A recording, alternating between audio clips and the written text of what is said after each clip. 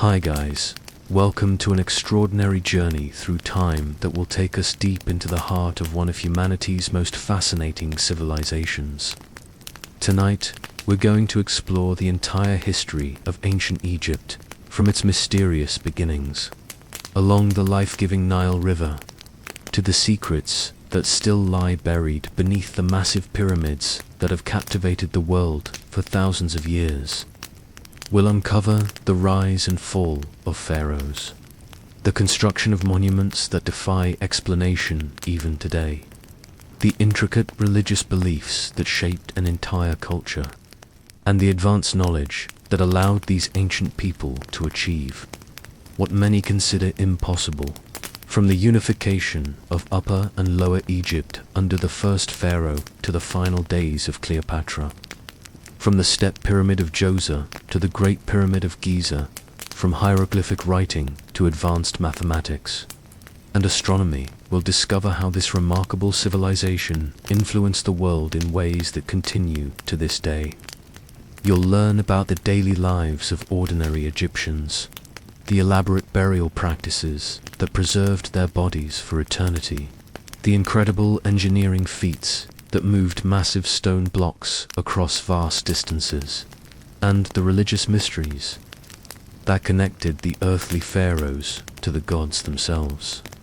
We'll examine the latest archaeological discoveries that are rewriting history books, explore theories about advanced ancient technologies, and delve into the ongoing debates about how the pyramids were really built. This is more than just a history lesson, it's an exploration of human achievement, mystery, and the eternal quest to understand our past. Okay friends, before you settle in, if you enjoy this kind of deep dive content, then click the like button and don't forget to subscribe. And yes, leave a comment letting me know where you're watching from and what time it is there. I really enjoy seeing where everyone is listening from. Now, dim the lights and turn on the fan, and let's dive into tonight's journey together. The story of ancient Egypt begins not with grand pyramids or golden pharaohs, but with the gentle flow of a river that would become the lifeline of an entire civilization. The Nile River, stretching over 4,000 miles from its source in the Ethiopian highlands to its delta on the Mediterranean Sea, created a narrow ribbon of fertility through what would otherwise be endless desert. This geographical miracle set the stage for one of humanity's longest-lasting and most influential civilizations, one that would endure for over 3,000 years and leave behind mysteries that continue to puzzle us today. In the earliest days, before recorded history began, small communities of hunter-gatherers settled along the banks of this great river. They quickly discovered that the Nile's annual flooding brought rich, black soil that was perfect for growing crops. This predictable cycle of flood and harvest created the foundation of Egyptian civilization. Unlike other early civilizations that had to worry about unpredictable weather or hostile neighbors, the early Egyptians enjoyed relative security and prosperity thanks to their river. The desert on either side of the Nile provided natural protection from invaders, while the river itself offered both transportation and sustenance. The ancient Egyptians understood their dependence on the Nile so completely that they organized their entire worldview around it. They divided their year into 3 seasons based on the river's cycle. Akhenaten, the flooding season, when the Nile overflowed its banks and deposited fertile silt across the land. Pharaohs, the growing season, when crops were planted and tended in the rich mud. And Shemu, the harvest season, when the grain was gathered and the cycle prepared to begin anew. This natural rhythm became so fundamental to Egyptian thinking that it influenced their concepts of death and rebirth, order and chaos, and the very nature of existence itself. The flooding of the Nile was not just a practical matter of agriculture. It was a religious event of cosmic significance. The Egyptians believed that the flood was caused by the tears of the goddess Isis mourning for her husband Osiris, or alternatively, by the god Khufu releasing the waters from caverns beneath the first cataract at Aswan.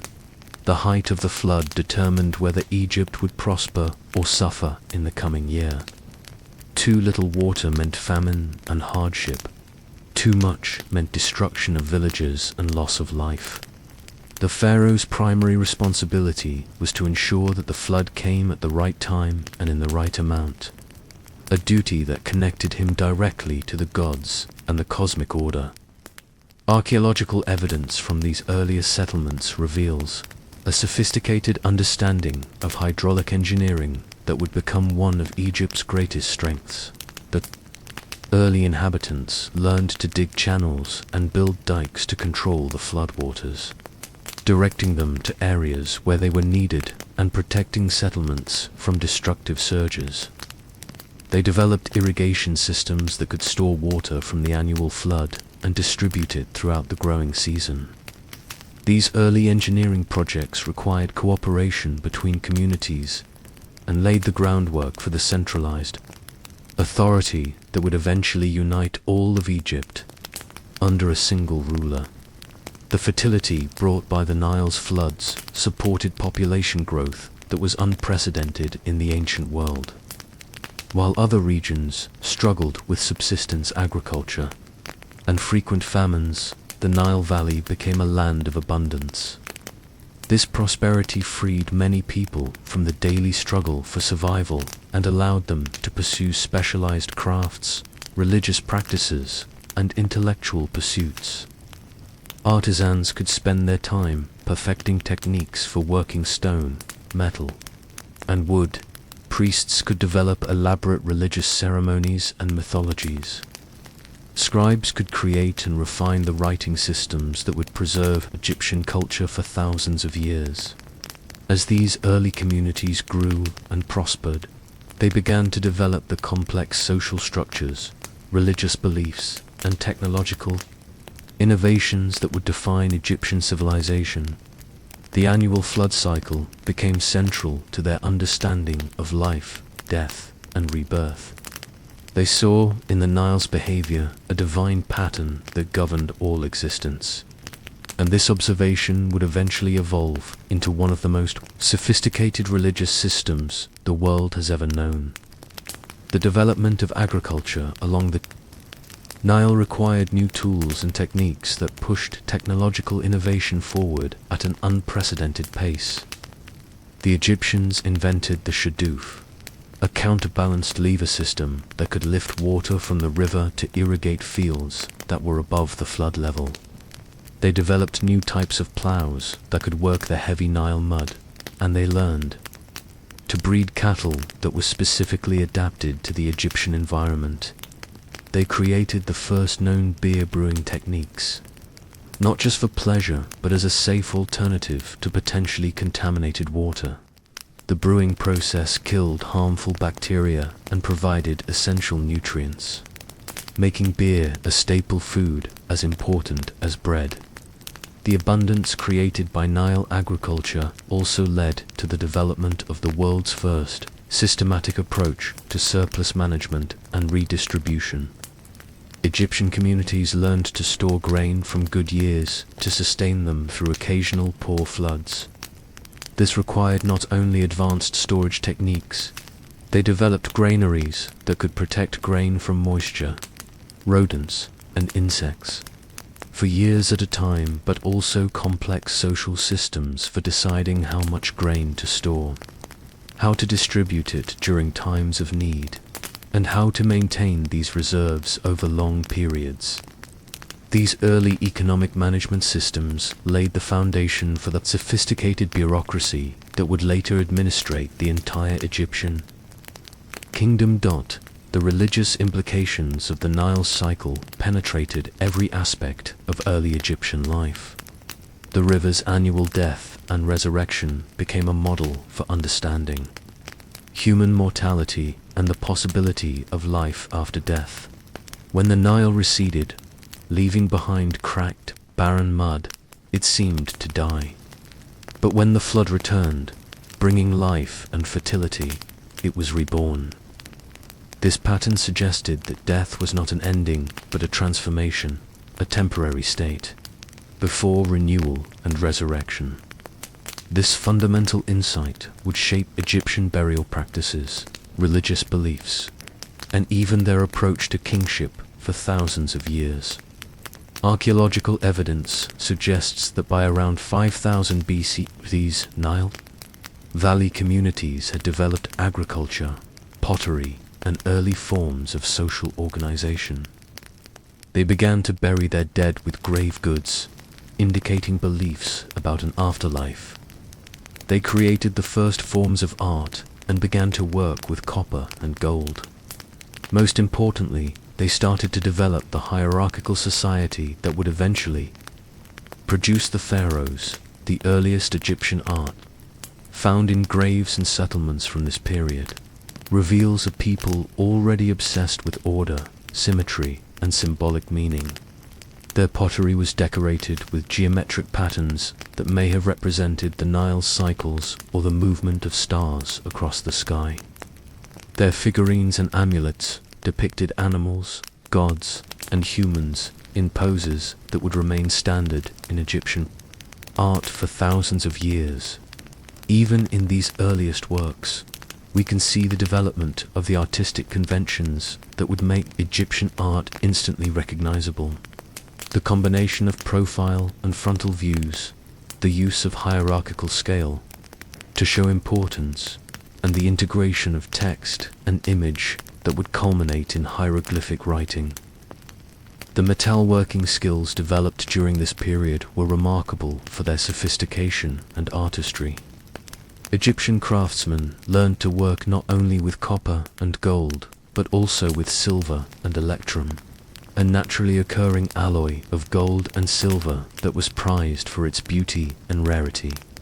They developed techniques for creating jewelry, tools, and weapons that combined functionality with aesthetic appeal. The famous golden fly pendants, awarded to soldiers for bravery, may have originated in this early period as symbols of persistence and the ability to overcome obstacles. The development of social hierarchy during the pre-dynastic period created the conditions that would eventually allow for the massive construction projects of the Pyramid Age. Archaeological evidence from cemeteries shows increasing differences in burial wealth and complexity, suggesting that some individuals were accumulating more resources and social power than others. These early elites were buried with more grave goods, larger tombs, and more elaborate decorations. They were the ancestors of the nobles and officials who would later organize and manage pyramid construction. Trade networks developed during this period connected the Nile Valley with distant regions, bringing new materials, ideas, and technologies to Egypt.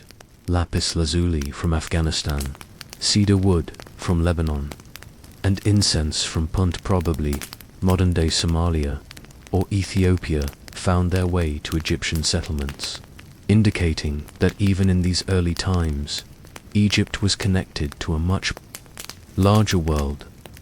These trade relationships would become increasingly important as Egyptian civilization developed, providing both the materials and the wealth needed for monumental construction projects. The period known as the pre-dynastic era, roughly from 5000 to 3100 BCE, saw the gradual unification of these scattered communities into larger kingdoms. Two main regions emerged: Upper Egypt in the south, characterized by a narrow river valley, and Lower Egypt in the north, dominated by the broad Nile Delta. These two regions developed somewhat different cultures and traditions, but they shared the fundamental Egyptian identity rooted in their relationship with the Nile. Upper Egypt, with its more confined geography, tended to be more unified and militaristic. The harsh desert environment and the narrow river valley created communities that had to work closely together for survival. Lower Egypt, with its broader delta and multiple river channels, was more diverse and cosmopolitan. Trade routes brought influences from the Mediterranean and the Near East, creating a more varied cultural landscape. The tension and eventual unification of these two regions would become one of the most important themes in Egyptian history. Even after unification, the pharaohs would always wear the double crown, symbolizing their rule over both Upper and Lower Egypt. The concept of duality, upper and lower, desert and river, life and death, became central to Egyptian thought and would influence everything from religious beliefs to artistic styles. Around 3100 BCE, a legendary figure named Menes, also known as Nama, accomplished what many consider the founding act of Egyptian civilization, the unification of Upper and Lower Egypt under a single ruler. The famous Nama palette, discovered in 1898, depicts this momentous event with stunning detail. On one side, Nama wears the white crown of Upper Egypt and strikes down an enemy. On the other side, he wears the red crown of Lower Egypt and reviews rows of decapitated enemies. This artifact, one of the earliest examples of Egyptian art, established many of the conventions that would define Egyptian artistic style for the next 3 millennia. With unification came the establishment of the first dynasty and the beginning of pharaonic rule. The pharaoh was not merely a king in the modern sense, but a living god, the embodiment of Horus on earth and the son of Ra, the sun god.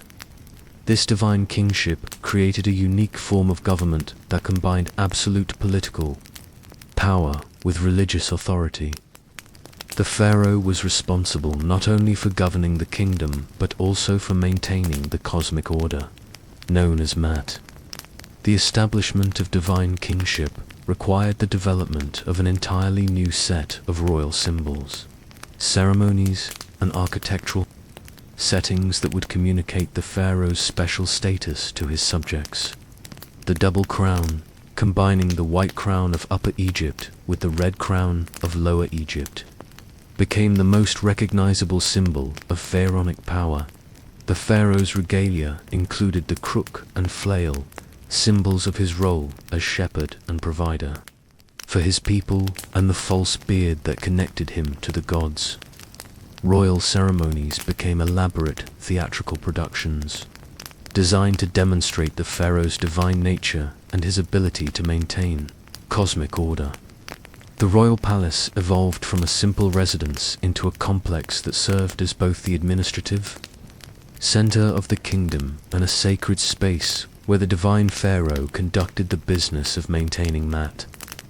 Palace architecture incorporated symbolic elements that reinforced the pharaoh's cosmic role. Courtyards that represented the primordial waters from which creation emerged. Halls that symbolized the heavens where the gods resided and throne. Rooms that served as earthly versions of divine judgment halls. The palace was not just where the pharaoh lived. It was a three-dimensional representation of Egyptian cosmology made manifest in stone and timber. The concept of Mat was fundamental to Egyptian civilization and represented far more than simple justice or morality. Mat was the principle of cosmic order that kept the universe functioning properly. It encompassed truth, justice, harmony, and balance.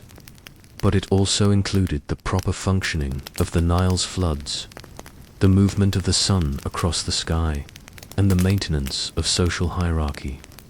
The pharaoh's primary duty was to uphold Mat, ensuring that the natural and social worlds remained in balance. This responsibility extended to everything from maintaining the irrigation systems that controlled the Nile's floods to conducting the religious ceremonies that kept the gods happy. When Mat was maintained, Egypt prospered. When it was violated, chaos and disaster followed.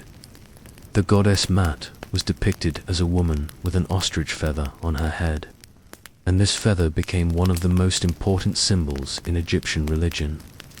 In the afterlife, the hearts of the dead were weighed against Mat's feather to determine their worthiness for eternal life. A heart that was heavier than the feather, weighed down by sin and wrongdoing, would be devoured by the monster Ammit. A heart that balanced perfectly with the feather would allow the deceased to enter the blessed afterlife. This concept of moral judgment after death was revolutionary for its time and would influence later religious traditions throughout the world.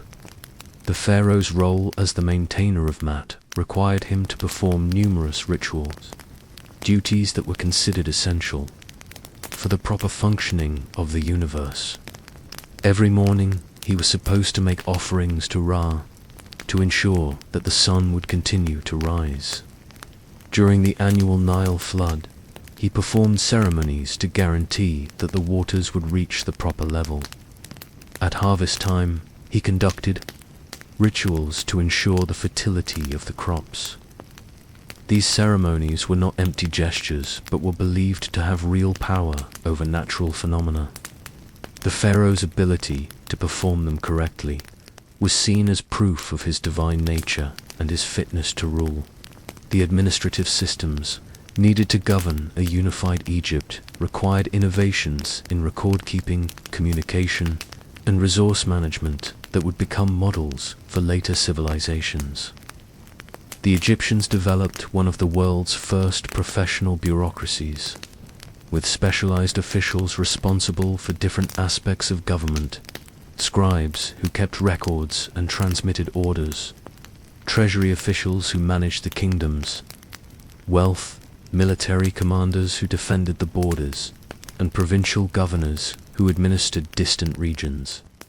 This bureaucracy was held together by a complex system of written communications that allowed the pharaoh in Memphis to control activities throughout his kingdom, the early dynastic period, spanning the first two dynasties from about 3100 to 2686 BCE, was a time of consolidation and development.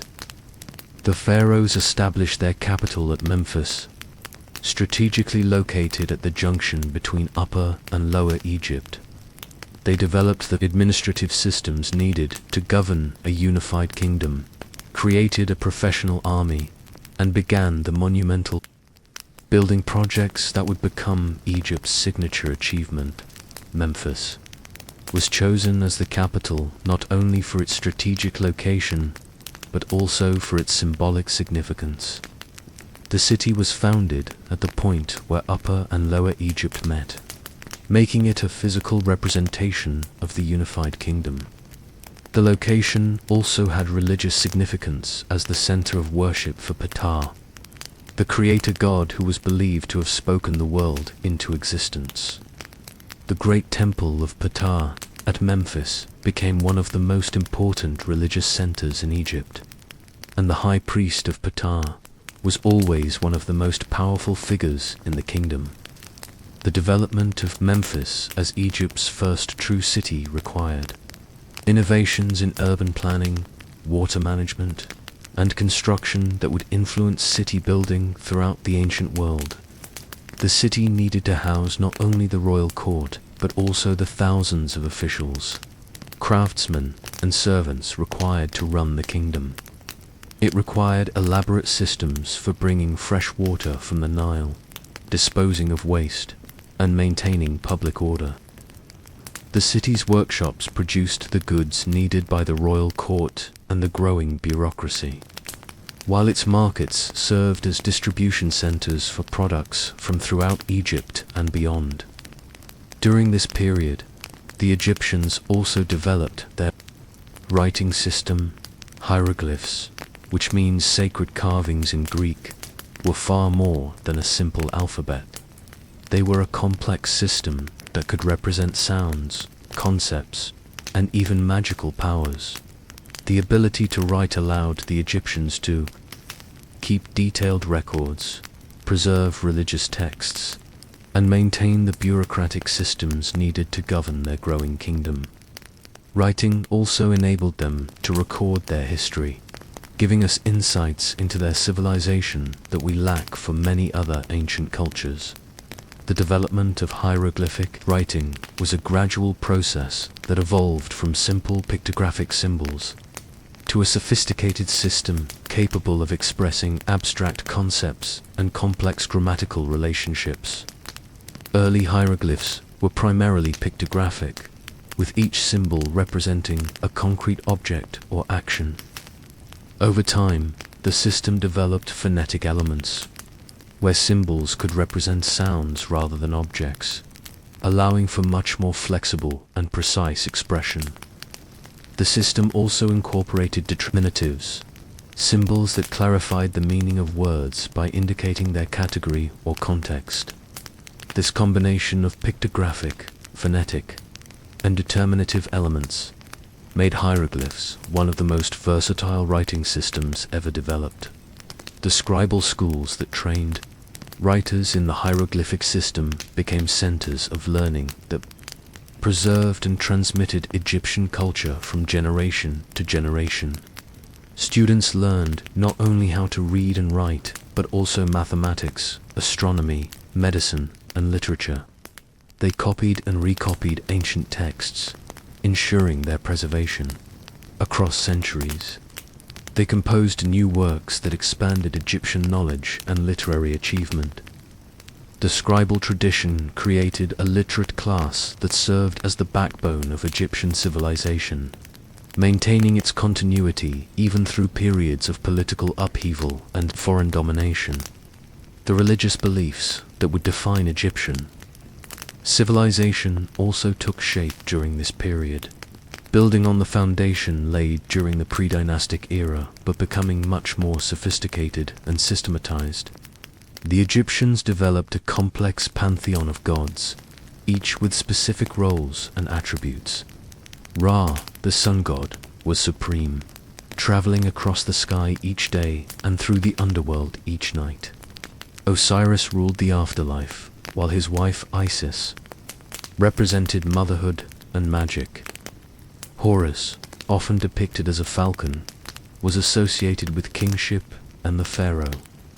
These and dozens of other deities were worshipped throughout Egypt, though their relative importance varied by region and time period. The transition from the early dynastic period to the Old Kingdom around 2686 BCE marked the beginning of what many consider the golden age of Egyptian civilization. It was during the Old Kingdom that the Egyptians would build the monuments that still amaze us today, the pyramids. But before we explore these incredible structures, we need to understand the religious and cultural context that made them possible. The Old Kingdom represented a period of unprecedented stability and prosperity that allowed Egyptian civilization to reach its full flowering. The unification achieved in the early dynastic period had consolidated, and the administrative systems developed during that time had matured into efficient mechanisms for governing the entire kingdom. The Nile's annual floods continued to provide abundant harvests, filling the royal treasuries with grain that could be traded for luxury goods or used to support massive construction projects. The isolation provided by Egypt's desert borders continued to protect the kingdom from foreign threats, allowing the pharaohs to focus their resources on internal development rather than military defense. This period of prosperity created the conditions necessary for the intellectual and artistic achievements that would define Egyptian civilization. With basic survival needs met and the kingdom secure, Egyptian society could support large numbers of people in specialized roles that had little direct connection to food production. Architects could spend years designing and refining plans for monumental buildings. Mathematicians could develop the geometric principles needed for precise construction. Astronomers could map the movements of stars and planets. Artists could perfect techniques for creating beautiful and meaningful decorations. This intellectual flourishing was essential for the achievements of the Pyramid Age, the religious worldview that justified and motivated. Pyramid construction became increasingly sophisticated during the Old Kingdom. The Egyptians developed detailed mythologies that explained the nature of the gods, the structure of the cosmos, and the relationship between earthly and divine realms. They created elaborate burial practices that were designed to ensure the successful transition from earthly life to divine existence. They established priesthoods dedicated to maintaining the cults of deceased pharaohs, ensuring that the rituals necessary for their continued existence in the afterlife would be performed in perpetuity. The Old Kingdom pharaohs believed that their divine nature required them to build monuments that would ensure their successful journey to the afterlife and their continued existence as gods. Death, for the Egyptians, was not an ending but a transformation. The pharaoh's earthly body needed to be preserved so that his soul could inhabit it in the afterlife. His tomb needed to be stocked with everything he would need for eternal life, from food and clothing to servants and treasures. Most importantly, the tomb itself needed to be a reflection of his divine status, a structure so magnificent that it would serve as his palace in the afterlife. The concept of the pharaoh's divine nature became increasingly elaborate during the Old Kingdom, influenced by theological developments that emphasized the king's role as the intermediary between gods and humans. The pharaoh was seen not just as Horus incarnate, but as the son of Ra, conceived through divine intervention and possessing powers that transcended normal human limitations. This theological evolution provided the justification for the enormous expenditures of resources and labor that pyramid construction required. If the pharaoh was truly a god, then no expense was too great to ensure his proper burial and continued existence in the afterlife.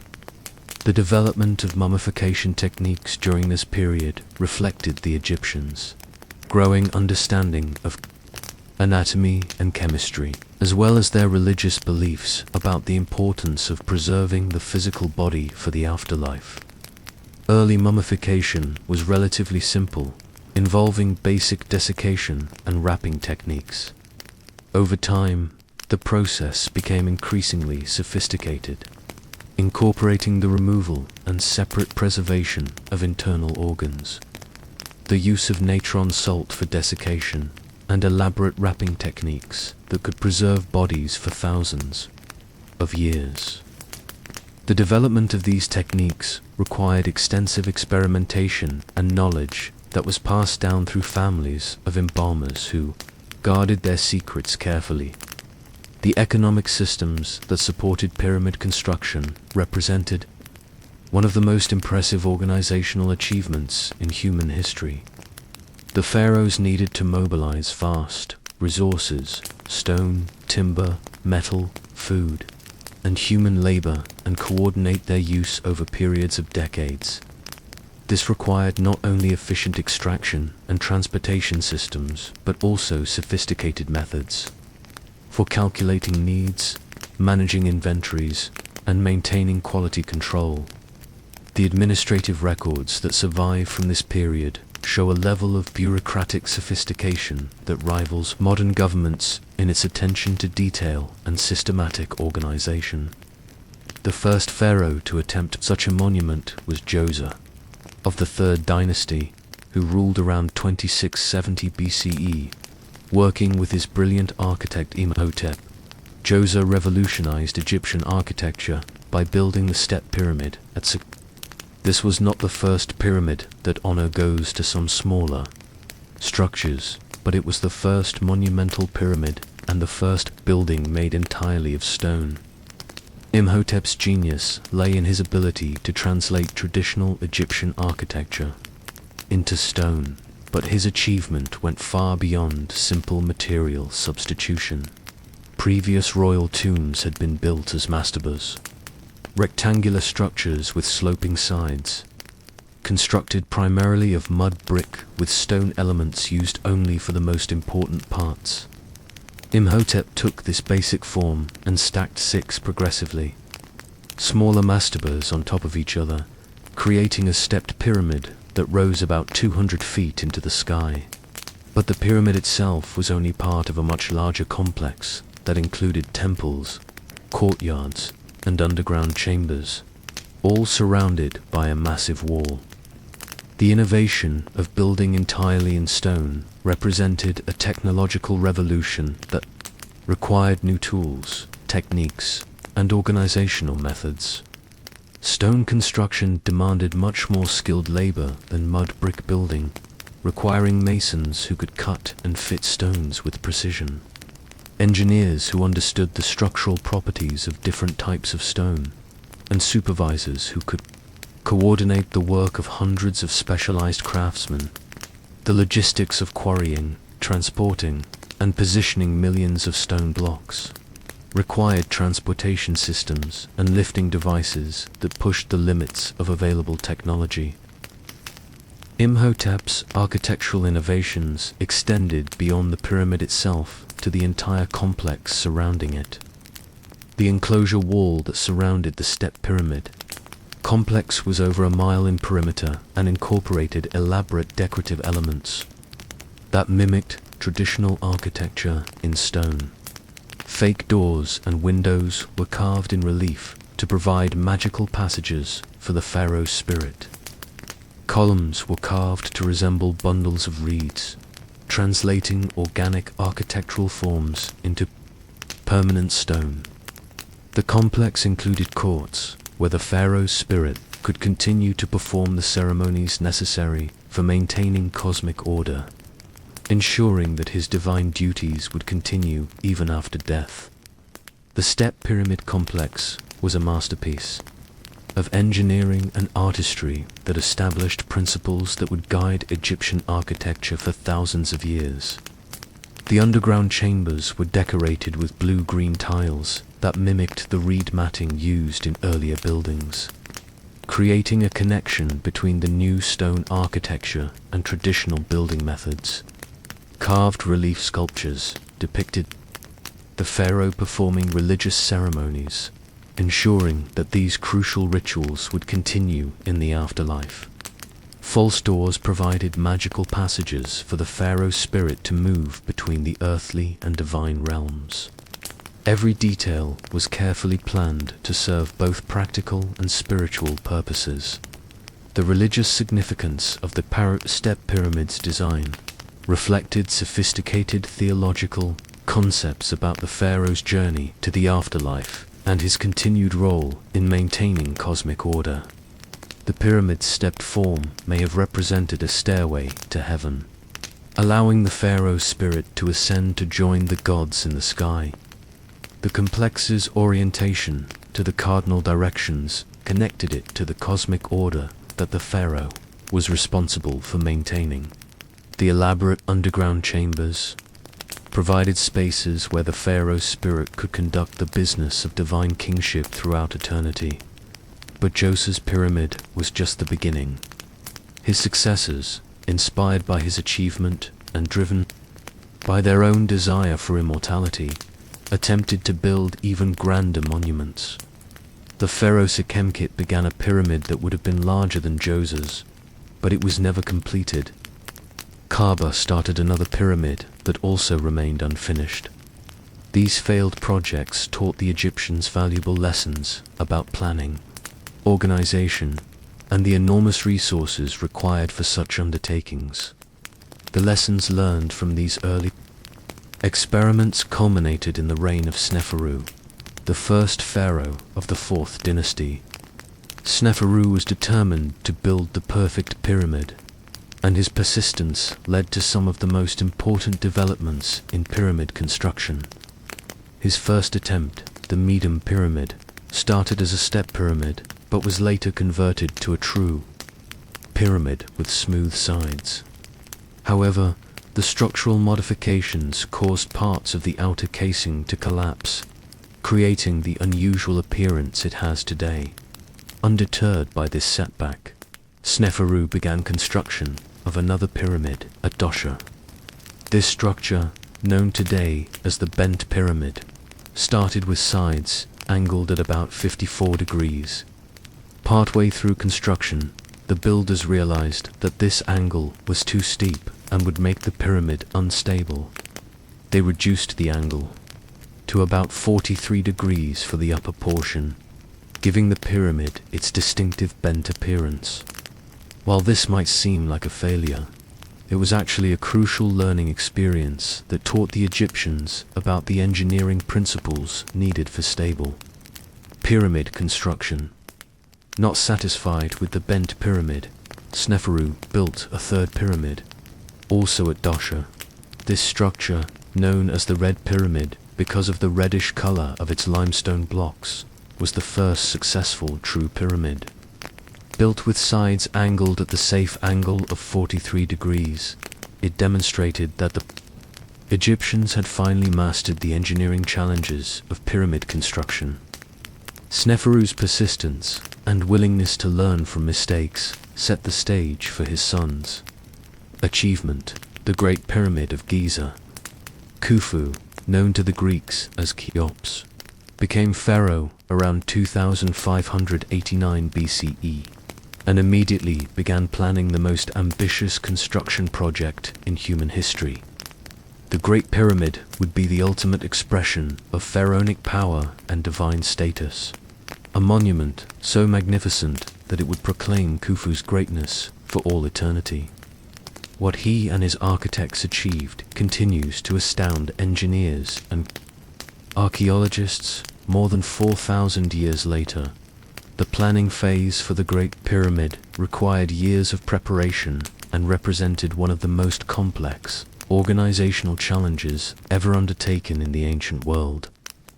Khufu's architects had to survey potential sites, calculate the enormous quantities of materials needed, design transportation systems capable of moving millions of tons of stone, and develop construction techniques that could achieve unprecedented precision and scale. The project required not just architectural and engineering expertise, but also sophisticated understanding of logistics, economics, and human resource management on a scale never before attempted. The selection of the Giza Plateau as the site for Khufu's pyramid involved careful consideration of multiple factors including geology, geography, religious significance, and practical accessibility. The bedrock at Giza was solid limestone that could support the enormous weight of the pyramid without settling or shifting. The elevated location provided excellent visibility from the Nile Valley, ensuring that the monument would be seen by travelers and traders from great distances. The site's position on the west bank of the Nile aligned with religious beliefs about the land of the dead, while its proximity to Memphis made it accessible for construction materials and workforce management. The Great Pyramid was built on the Giza Plateau, a rocky outcrop on the west bank of the Nile, about 15 miles south of modern Cairo. The location was carefully chosen for both practical and religious reasons. The solid rock foundation could support the enormous weight of the pyramid, while the elevated position made the monument visible from great distances. The western location was symbolically important because it was associated with the setting sun and the realm of the dead. The site preparation for the Great Pyramid involved massive earth-moving and leveling operations that required sophisticated surveying techniques and careful planning.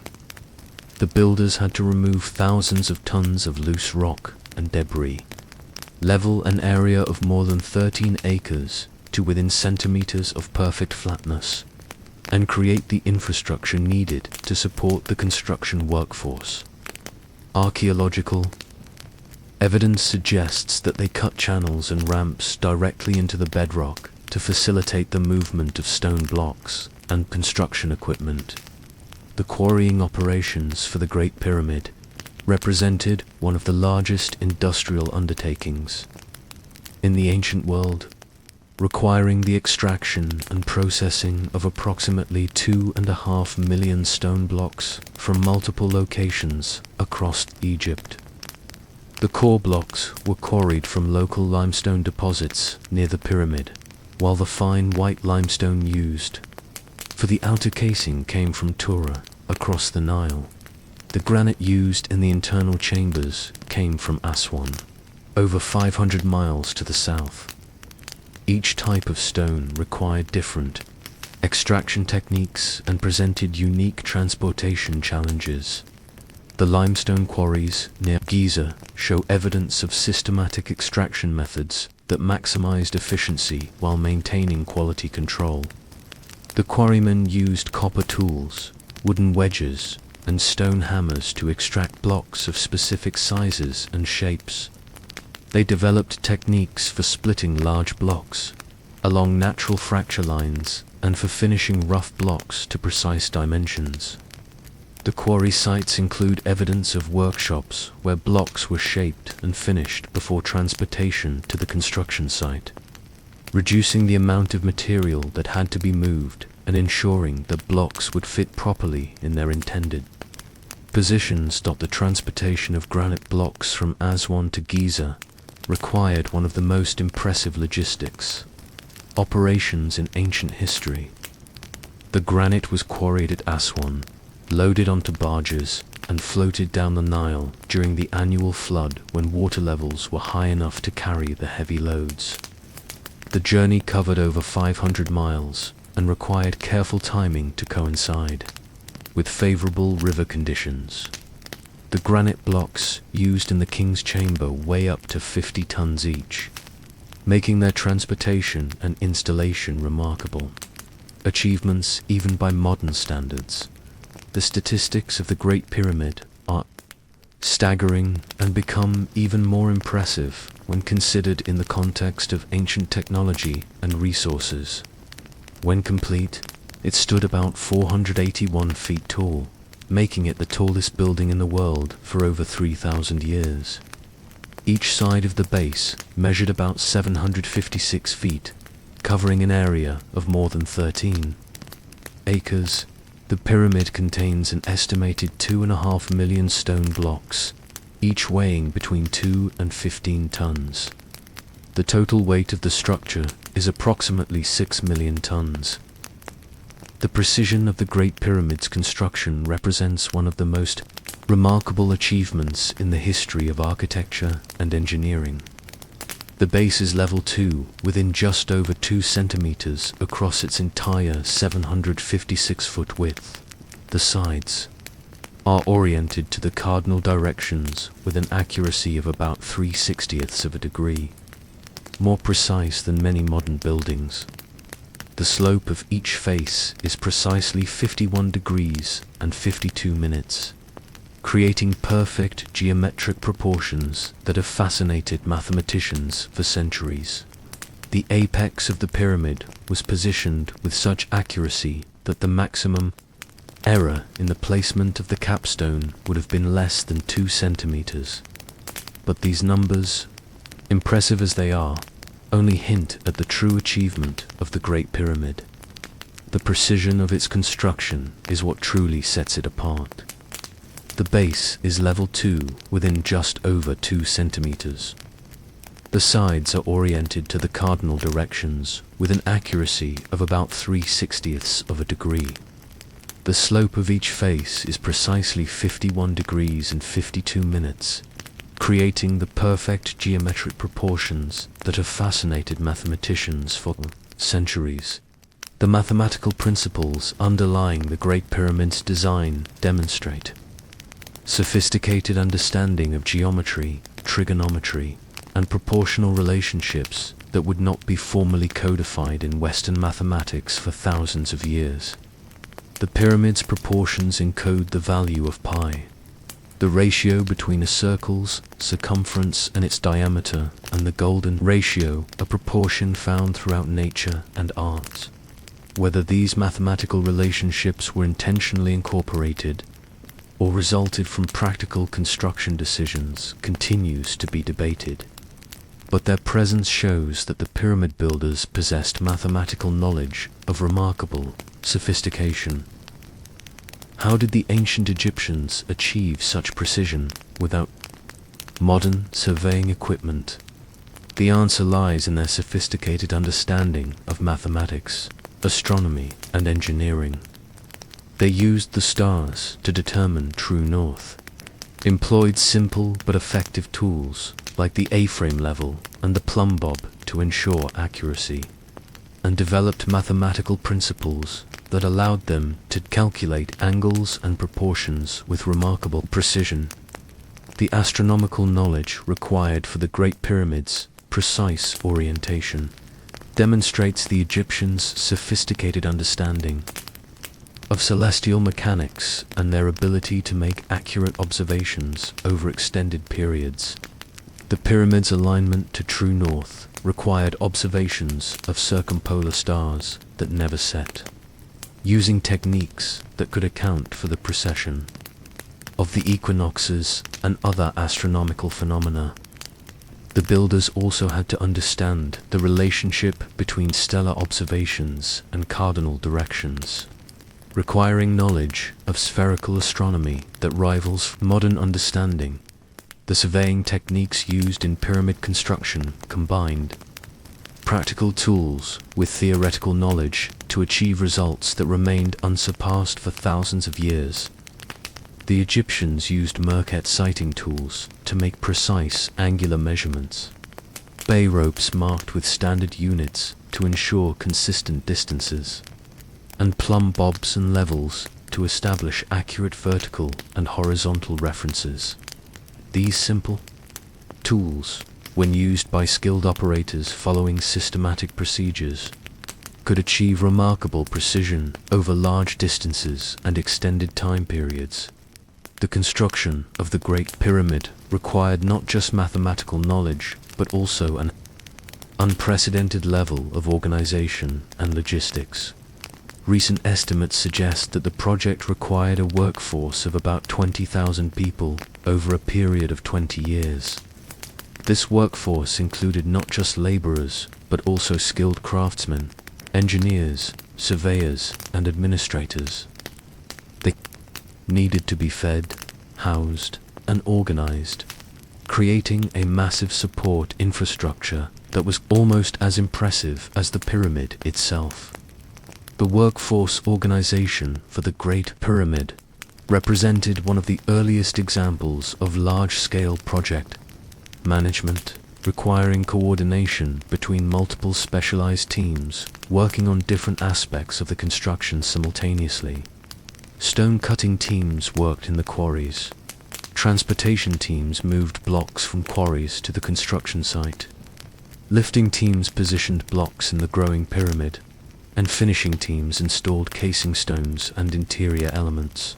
Each team required different skills, tools, and supervision, creating management challenges that tested the limits of ancient organizational capabilities. The pyramid builders were not slaves, as popular culture often depicts, but paid workers who took pride in their craft and were well treated by their employers. Archaeological evidence from the workers' villages near the pyramids shows that they were well fed, receiving meat, bread, and beer as part of their compensation. They received medical care when injured, with evidence of healed fractures and surgical procedures in skeletal remains from workers' cemeteries. Graffiti left by work gangs shows their team spirit and dedication to the project, with names like Friends of Khufu and Drunkards of Menkaure, indicating both loyalty to their pharaoh and camaraderie among the workers. The workers' villages at Giza provide fascinating insights into daily life during the pyramid construction period and demonstrate the sophisticated support systems required for such massive projects. The villages included housing for workers and their families, bakeries capable of producing thousands of loaves of bread daily, breweries that supplied beer as both nutrition and payment, and workshops for tool making and equipment maintenance.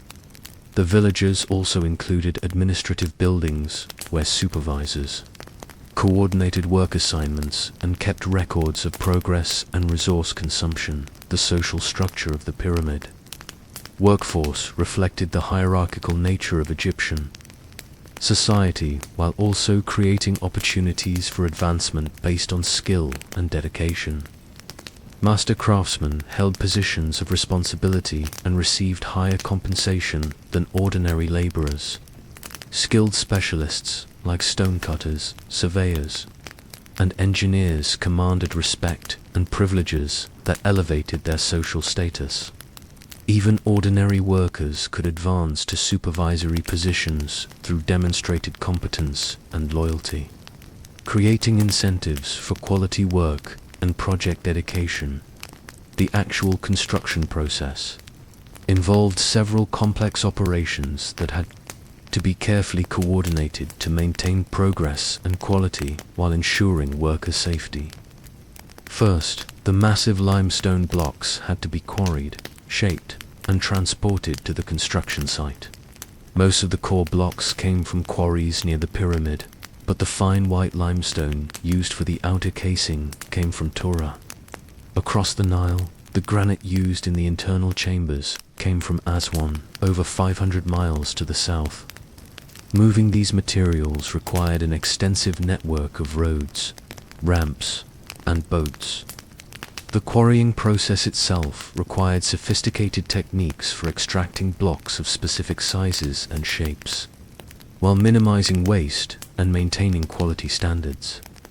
Workers used copper tools hardened through repeated heating and hammering, wooden wedges that could split stone along natural fracture lines, and stone hammers that could shape rough blocks to precise dimensions.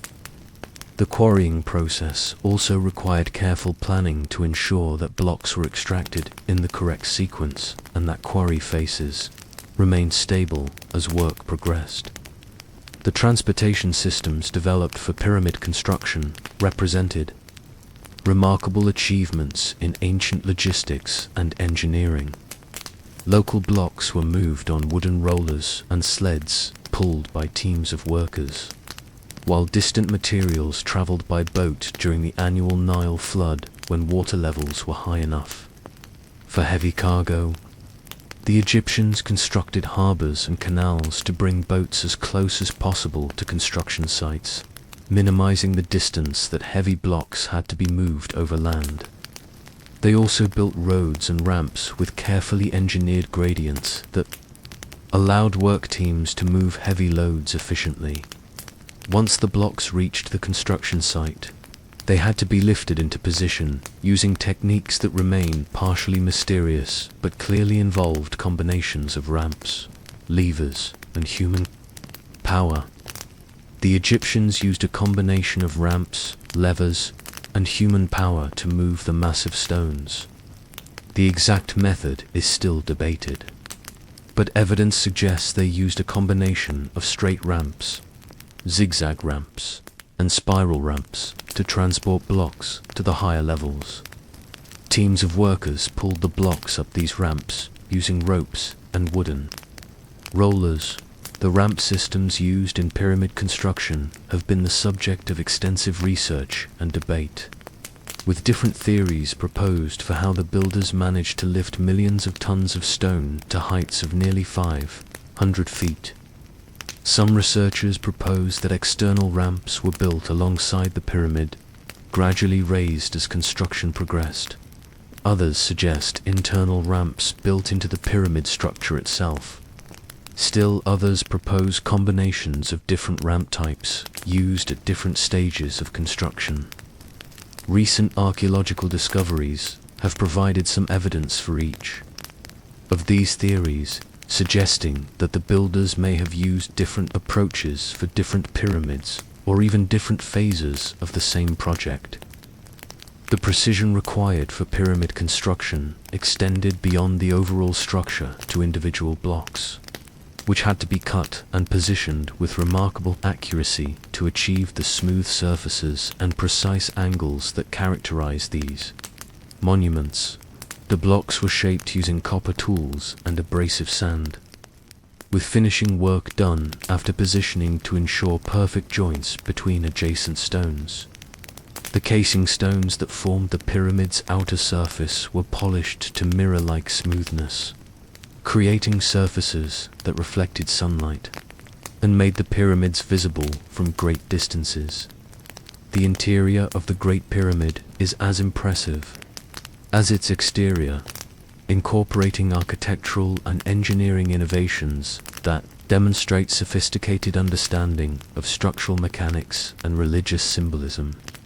The pyramid contains three main chambers: the Queen's Chamber, the King's Chamber, and an unfinished chamber cut into the bedrock below the pyramid. The King's Chamber, where Khufu's sarcophagus was placed, is reached through a magnificent corridor called the Grand Gallery. This passage, over 150 feet long and 28 feet high, is a masterpiece of stonework with a corbelled ceiling that demonstrates the builder's understanding of structural engineering. The precision of the internal passages is as remarkable as that of the exterior, demonstrating the builder's ability to maintain accuracy even in the most challenging construction environments. The passages are aligned with astronomical phenomena, particularly the polar stars that the Egyptians associated with the pharaoh's journey to the afterlife.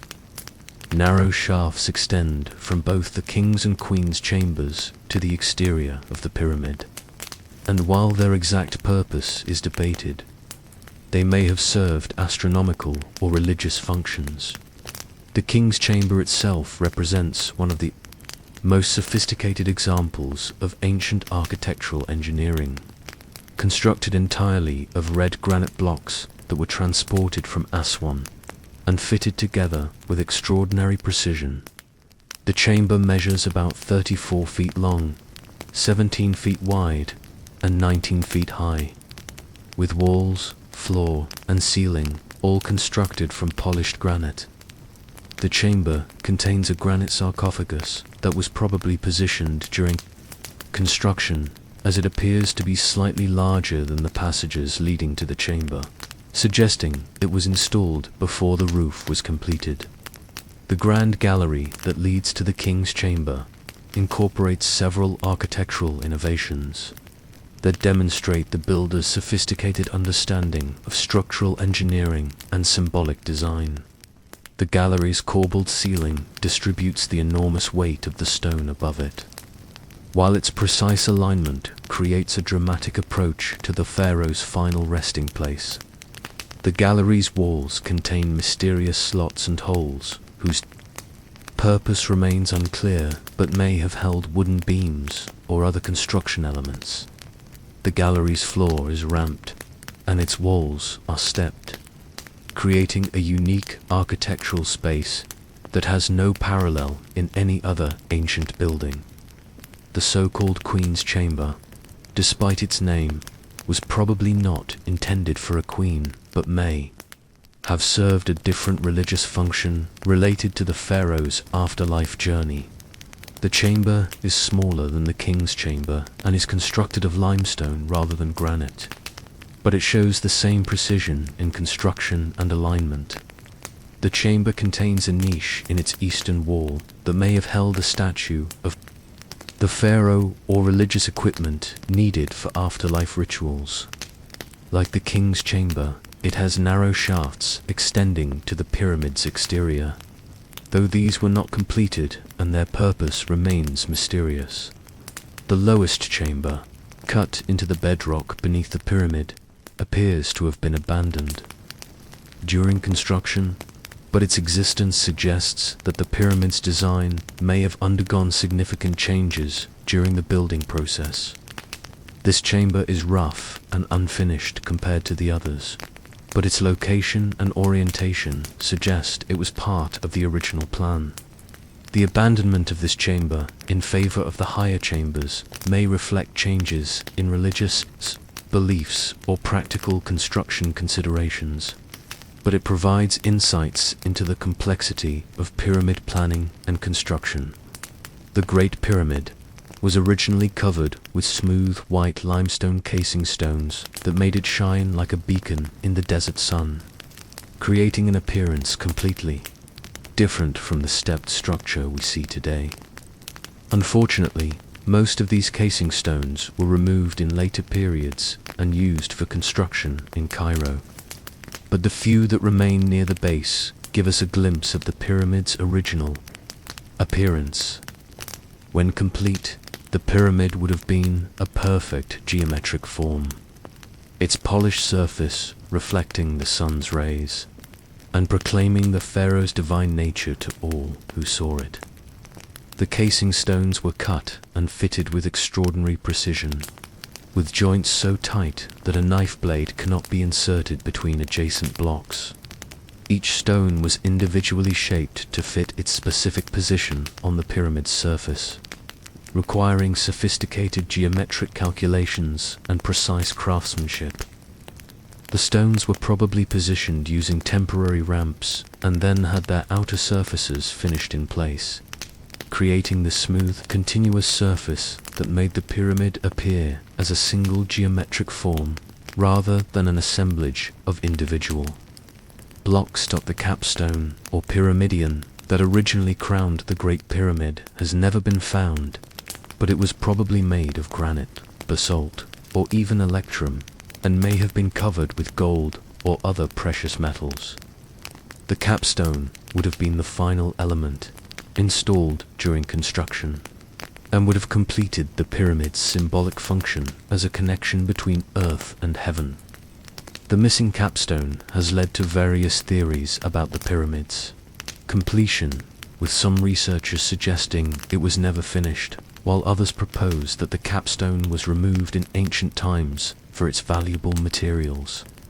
The religious and astronomical significance of the Great Pyramid's design reflects the Egyptians' sophisticated understanding of the relationship between earthly architecture and cosmic order. The pyramid's passages align with important stars and constellations that were associated with the pharaoh's afterlife journey. The northern shaft from the king's chamber points toward the polar star, representing the pharaoh's destination in the circumpolar region where stars never set. The southern shaft points toward Orion, which the Egyptians associated with Osiris, the god of the afterlife. These alignments were not coincidental, but were carefully calculated to ensure that the pyramid would function as intended in facilitating the pharaoh's transformation into a god. Khufu's achievement inspired his successors to build their own pyramids at Giza, creating a complex of monuments that would become one of the most famous archaeological sites in the world.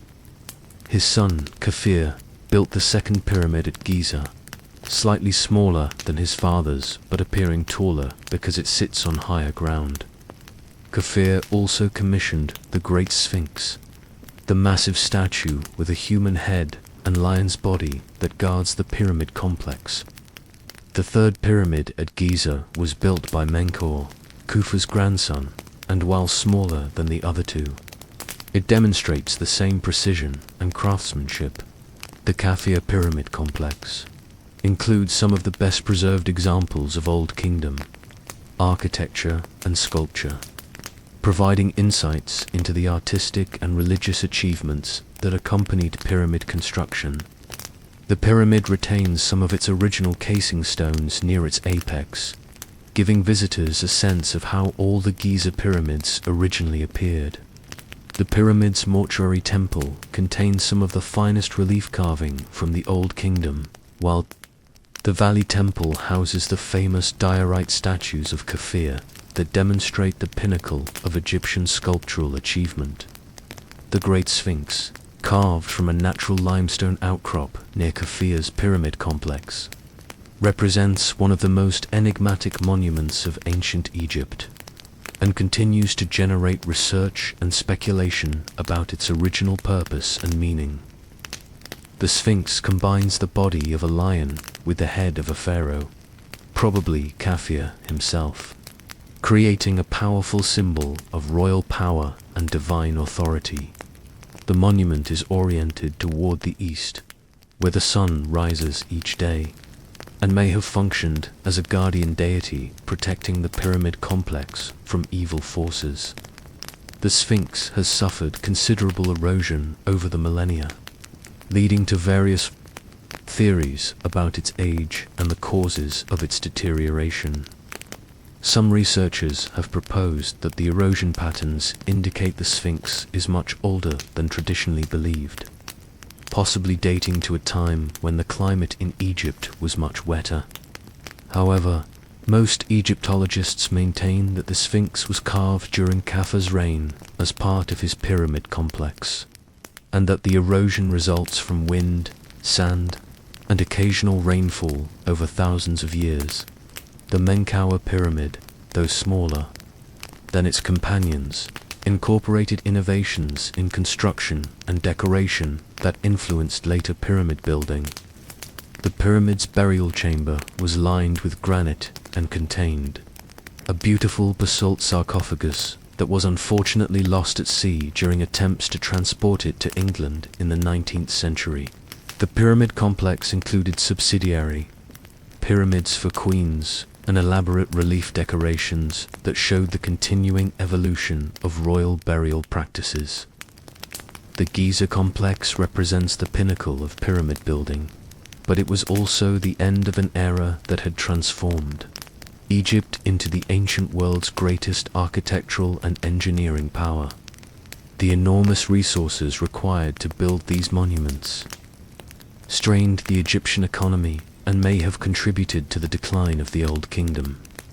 Later, pharaohs built smaller pyramids or chose different types of monuments entirely.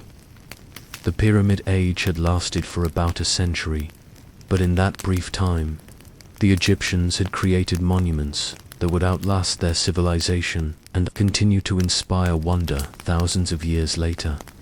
The economic impact of the Giza pyramids extended far beyond their construction period, creating lasting changes in Egyptian society and government that would influence the kingdom's development for centuries.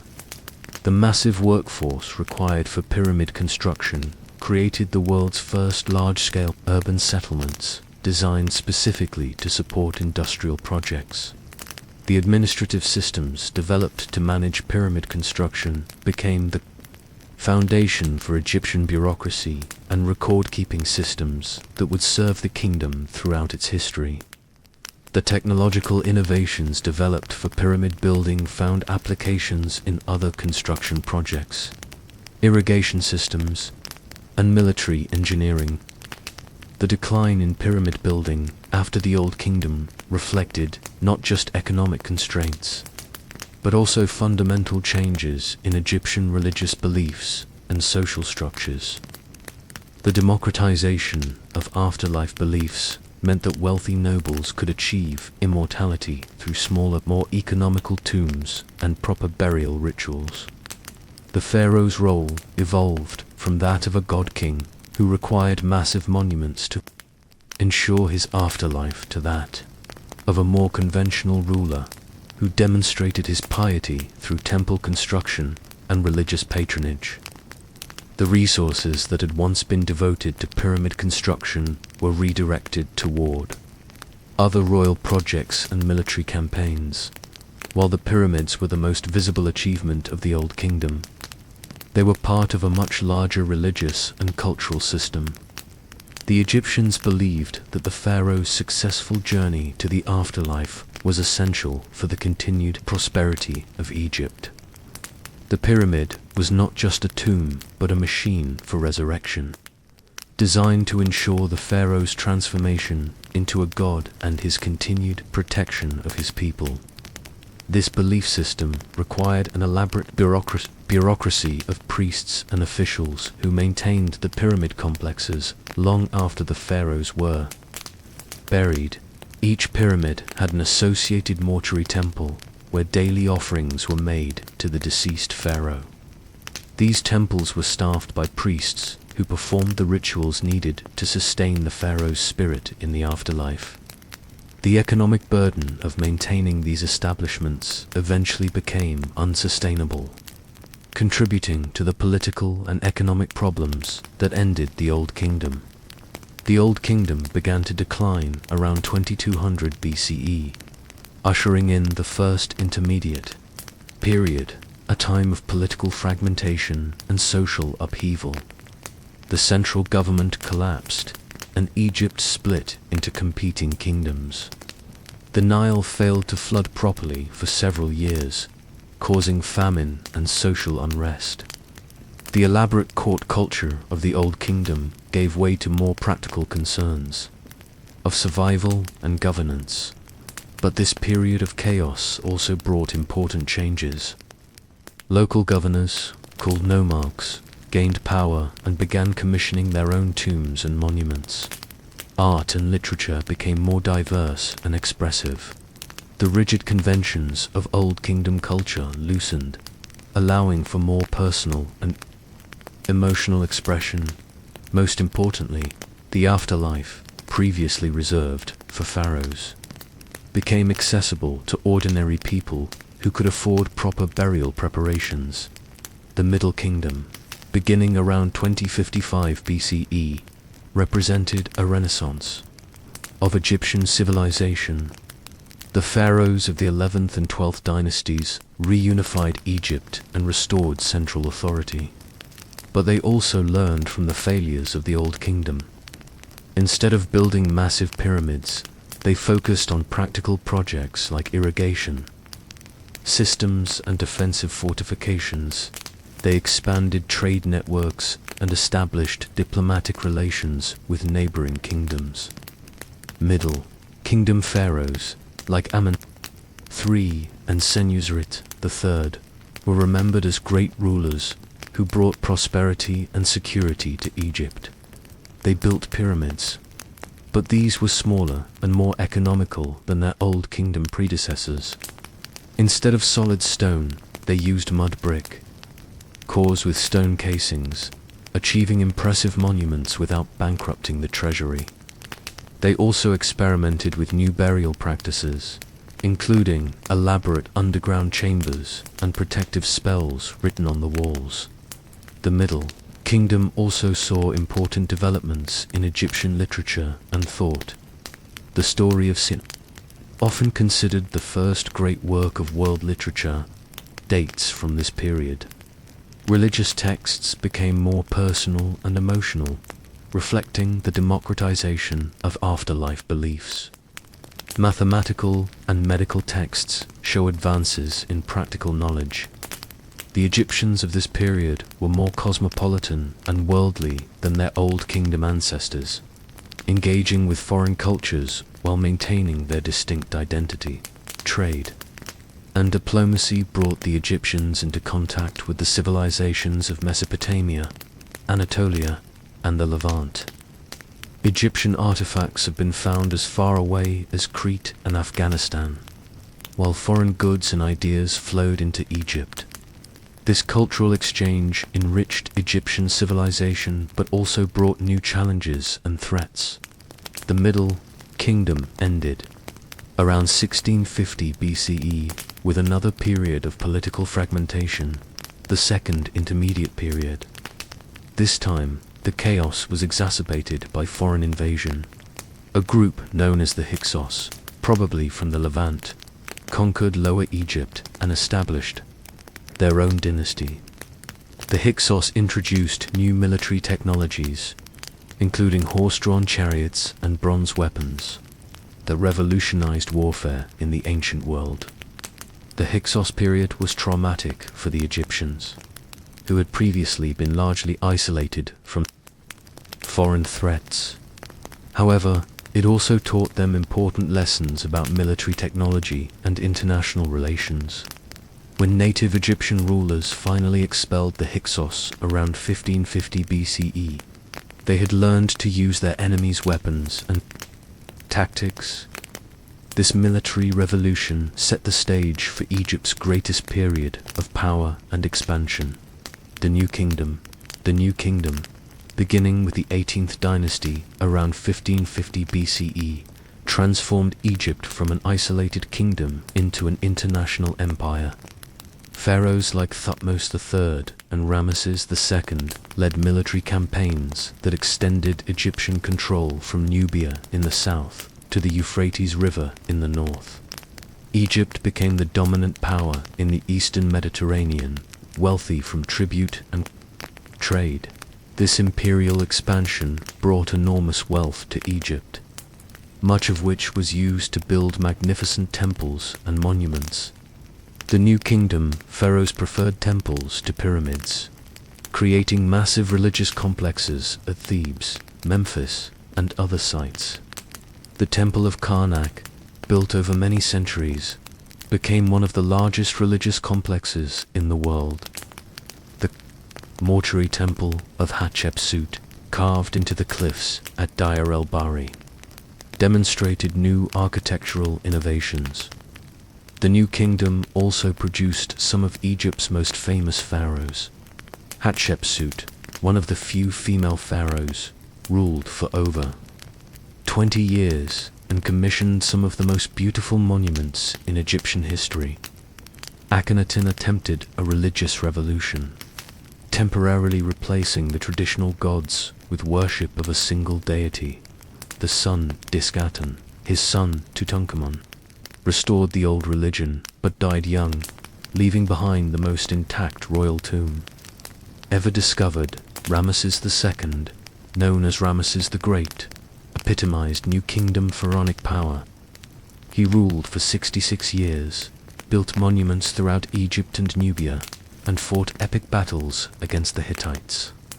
His mortuary temple at Abu Simbel, with its colossal statues carved directly from living rock, was designed to intimidate Egypt's southern neighbors and proclaim his divine status.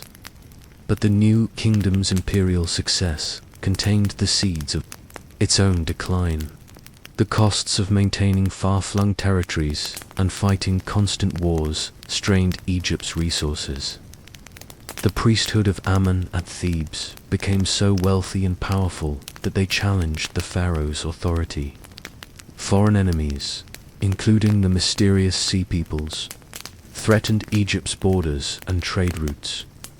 The new kingdom gradually weakened through the 20th dynasty, ending around 1077 BCE, with the beginning of the Third Intermediate Period. Once again, Egypt fragmented into competing kingdoms, but this time the fragmentation was more severe and longer lasting. Foreign dynasties, including Libyan and Nubian rulers, controlled parts of Egypt. The Assyrians conquered Egypt briefly in the 7th century BCE, followed by the Persians in 525 BCE. Each period of foreign rule brought new influences and challenges to Egyptian civilization. The Nubian pharaohs of the 25th dynasty actually tried to revive traditional Egyptian culture, building pyramids and restoring ancient temples. The Persian rulers generally respected Egyptian customs and traditions, presenting themselves as legitimate pharaohs. But the cumulative effect of these foreign conquests was to weaken Egypt's independence and distinct identity. The final period of native Egyptian rule, the 26th dynasty, or Sayyid, period 664 to 525 BCE, represented a remarkable cultural renaissance. The Sayyid pharaohs consciously revived Old Kingdom art styles and religious practices, creating what scholars call an archasing movement. They built new temples and restored ancient monuments, trying to recapture the glory of Egypt's distant past. But this revival was ultimately unsuccessful in restoring Egypt's former power and independence. The Persian conquest in 525 BCE marked the beginning of the end for pharaonic Egypt. Although there were brief periods of independence, Egypt would never again be a major independent power. The Persians were followed by Alexander the Great in 332 BCE, whose conquest brought Egypt into the Hellenistic world. Alexander founded the city of Alexandria, which became one of the greatest centers of learning and culture in the ancient world. After Alexander's death, Egypt was ruled by the Ptolemaic dynasty, Greek-speaking pharaohs who maintained Egyptian traditions while introducing Greek culture and learning. The Ptolemies built the famous lighthouse of Alexandria, one of the 7 wonders of the ancient world, and the Great Library of Alexandria, which contained the largest collection of books in the ancient world. They also continued the tradition of pyramid building, though on a much smaller scale. The most famous of the Ptolemaic rulers was Cleopatra the Seventh, the last pharaoh of Egypt. Contrary to popular belief, Cleopatra was ethnically Greek, not Egyptian, though she was the first Ptolemaic ruler to learn the Egyptian language. Her relationships with Julius Caesar and Mark Antony were attempts to preserve Egypt's independence through alliance with Rome, but they ultimately failed. After her death in 30 BCE, Egypt became a Roman province, ending over 3,000 years of pharaonic rule. The Roman period brought significant changes to Egypt.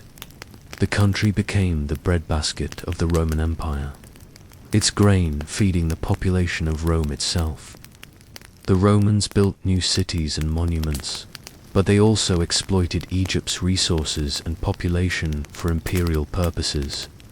Traditional Egyptian religion continued, but it gradually gave way to Christianity and later to Islam. Despite these political changes, the fascination with ancient Egypt continued. The Romans were as amazed by the pyramids as we are today, and Roman tourists left graffiti on Egyptian monuments just as modern visitors do. The Pyramid of Khufu was already over 2,000 years old when Julius Caesar saw it, and it would survive another 2,000 years to amaze us today. Throughout all these political upheavals, the pyramids stood as silent witnesses to Egypt's former glory. Medieval Arab historians wrote about them with wonder and tried to understand their purpose. European explorers and scholars began studying them systematically in the 18th and 19th centuries. Napoleon's expedition to Egypt in 1798 included a team of scholars who produced the first detailed scientific study of Egyptian monuments. The Decipherment of Hieroglyphs by Jean-François Champollion in 1822. Using the Rosetta Stone, discovered during Napoleon's expedition, opened up the vast literature of ancient Egypt to modern scholars. For the first time since the end of the ancient world, people could read the words of the pyramid builders themselves. This breakthrough began the modern science of Egyptology and revealed the rich complexity of Egyptian civilization. Archaeological excavations in the 19th and 20th centuries uncovered countless artifacts and monuments that filled in the details of Egyptian history. The discovery of Tutankhamun's tomb by Howard Carter in 1922 captured the world's imagination and demonstrated the incredible wealth and artistry of ancient Egypt. More recent discoveries, like the intact burial of the architect Himunu, who may have designed the Great Pyramid, continue to provide new insights into how these monuments were built. Modern technology has revolutionized our understanding of the pyramids. X-ray photography, ground-penetrating radar, and other non-invasive techniques have revealed hidden chambers and passages. Computer modeling has helped us understand the engineering principles behind pyramid construction. DNA analysis of mummies has provided information about family, relationships, and health conditions. Satellite imagery has revealed previously unknown pyramids and archaeological sites. Yet for all our scientific advances, many mysteries remain. We still don't know exactly how the massive blocks were moved and lifted into place. We haven't found all the hidden chambers that some theories predict exist in the Great Pyramid. We don't fully understand the religious and astronomical significance of the pyramid's precise alignments. These ongoing mysteries continue to fuel research and speculation about ancient Egyptian capabilities and knowledge. Some researchers have proposed that the ancient Egyptians possessed advanced technologies that were later lost. They point to the precision of pyramid construction, the ability to move massive blocks, and the sophisticated understanding of mathematics and astronomy as evidence for this theory. While mainstream archaeology generally explains these achievements through conventional ancient technologies and remarkable organizational skills, the debate continues to generate interest and research. The question of how the pyramids were built has spawned numerous theories, from practical to fantastic.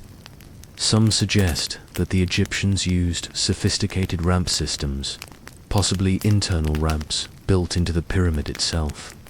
Others propose that they used a combination of levers, counterweights, and human power to lift the blocks. More speculative theories involve everything from alien intervention to lost ancient technologies. Though these lack supporting evidence, recent experimental archaeology has provided valuable insights into ancient construction techniques. Researchers have successfully moved large stone blocks using replicas of ancient tools and methods. They've demonstrated how ancient surveying techniques could achieve remarkable precision.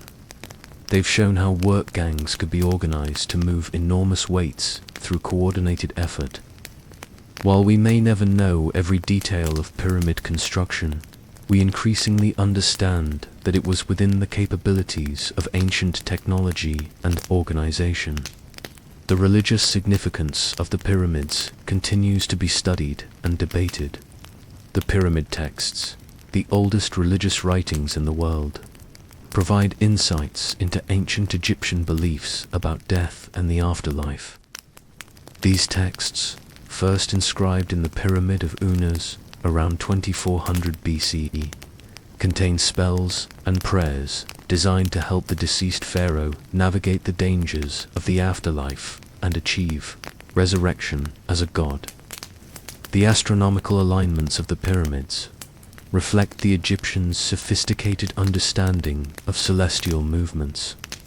The Great Pyramid's passages align with important stars and constellations, possibly serving as a kind of astronomical computer. The pyramid's position and orientation may encode information about the Egyptian calendar, the precession of the equinoxes, and other astronomical phenomena. Some researchers believe the pyramids were designed as permanent records of astronomical knowledge, preserved in stone for future generations. The pyramid complexes were not isolated monuments, but parts of larger religious and administrative systems. Each pyramid had an associated valley temple connected to the pyramid by a causeway. These temples served as processing centers where the pharaoh's body was mummified and prepared for burial. They also housed the statues and equipment needed for the pharaoh's cult, which continued long after his death. The workers who built the pyramids lived in specially constructed villages near the construction sites. These communities included not just laborers, but also bakers, brewers, doctors, and priests. The workers were organized into teams with names like Friends of Khufu and Drunkards of Menkaure, showing their dedication to their pharaohs and their pride in their work. These villages represent some of the earliest examples of planned urban communities, designed specifically to support large-scale construction projects. The economic impact of pyramid building was enormous. The projects required vast quantities of food, materials, and labor, stimulating trade and production throughout Egypt. Quarries, farms, and workshops all benefited from the demand created by pyramid construction. The administrative systems developed to manage these projects contributed to the growth of Egyptian bureaucracy and record-keeping. In many ways, the pyramids were economic engines that drove Egyptian prosperity during the Old Kingdom. The decline of pyramid building after the Old Kingdom reflected not just economic constraints, but also changing religious beliefs and political structures. Middle Kingdom pharaohs preferred smaller, more economical monuments. New Kingdom pharaohs chose elaborate temples over pyramids. The democratization of afterlife beliefs meant that wealthy nobles could achieve immortality without the massive expenditure required for pyramid burial. The Pyramid Age had ended, but its achievements continued to influence Egyptian culture and architecture. The legacy of the pyramids extends far beyond ancient Egypt. They influenced Greek and Roman architecture, inspiring monuments like the Mausoleum at Halicarnassus and the Pyramid of Cestius in Rome. Islamic architecture incorporated pyramid forms, and modern architects continue to use pyramid shapes in their designs. The Washington Monument, the Louvre Pyramid, and countless other structures show the continuing influence of these ancient monuments. The pyramids have also become symbols of human achievement and mystery. They represent humanity's eternal desire to create lasting monuments, to achieve immortality through great works, and to demonstrate power and status through impressive construction. They embody the tension between the known and unknown, the rational and mysterious, that continues to drive human curiosity and exploration. Tourism to the pyramids began in ancient times and continues today. Roman graffiti on pyramid walls shows that ancient tourists were as fascinated by these monuments as modern visitors. Medieval Arab travelers wrote detailed descriptions of the pyramids, often mixing accurate observations with fantastic theories. European travelers of the 18th and 19th centuries brought the pyramids to Western attention, launching the modern fascination with ancient Egypt today. Millions of people visit the pyramids each year, making them one of the world's most popular tourist destinations. This tourism brings economic benefits to Egypt, but also poses conservation challenges.